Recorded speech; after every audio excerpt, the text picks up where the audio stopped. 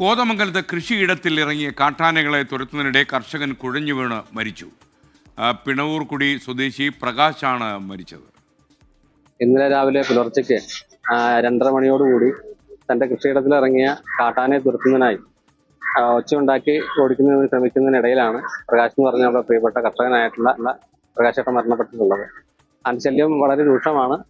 ഇപ്പോൾ trench fencing ഒക്കെ അതിന് പ്രവർത്തികൾ നടക്കുന്നുണ്ട്. പക്ഷെ അത് ഒന്നും പൂർത്തിയായിട്ടില്ല. നമുക്ക് എത്രയും പെട്ടെന്ന് പൂർത്തിയായ ഒരു പരിധി വരെ അത് തടയാൻ കഴിയും.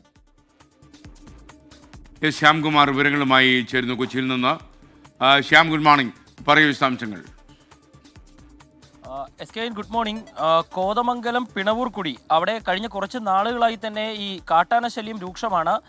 ഇന്നിപ്പോൾ കുഴഞ്ഞു വീണ് മരിച്ച പ്രകാശിന്റെ കൃഷിയിടത്തിൽ വ്യാപക നാശമാണ് ഇന്ന് അതിനെ കാട്ടാന ഉണ്ടാക്കിയത്. ഈ ആനകളെ ഓടിക്കുന്നതിനിടെയാണ് പ്രകാശ് കുഴഞ്ഞു വീഴുന്നത്. വലിയ രീതിയിൽ കുലച്ചു നിന്ന വാഴകളും മറ്റുമൊക്കെ ആനകൾ വലിയ രീതിയിൽ നശിപ്പിച്ചിട്ടുണ്ടായിരുന്നു. അവിടെ ഇങ്ങനെ കർഷകർ പരാതി നിരന്തരം പറയുകയാണ് അവിടെ. അതിനിടയിലാണ് ഇന്നൊരു കർഷകന്റെ ജീവൻ തന്നെ ഇപ്പോൾ നഷ്ടപ്പെട്ടിരിക്കുന്നത്. ഏതായാലും പ്രദേശത്ത് ഇപ്പോൾ കർഷകരുടെ ഒരു വലിയ പ്രതിഷേധം രൂപം കൊള്ളുന്നുണ്ട്. കാരണം നേരത്തെ തന്നെ ഈ പരാതി പറഞ്ഞിട്ടും വനംവകുപ്പ് ട്രെഞ്ചും ഫെൻസിങ്ങും ഒക്കെ നിർമ്മിക്കുന്ന പണിക്ക് വേഗത കൂട്ടുന്നില്ല എന്നുള്ളതാണ് കർഷകരുടെ പരാതി.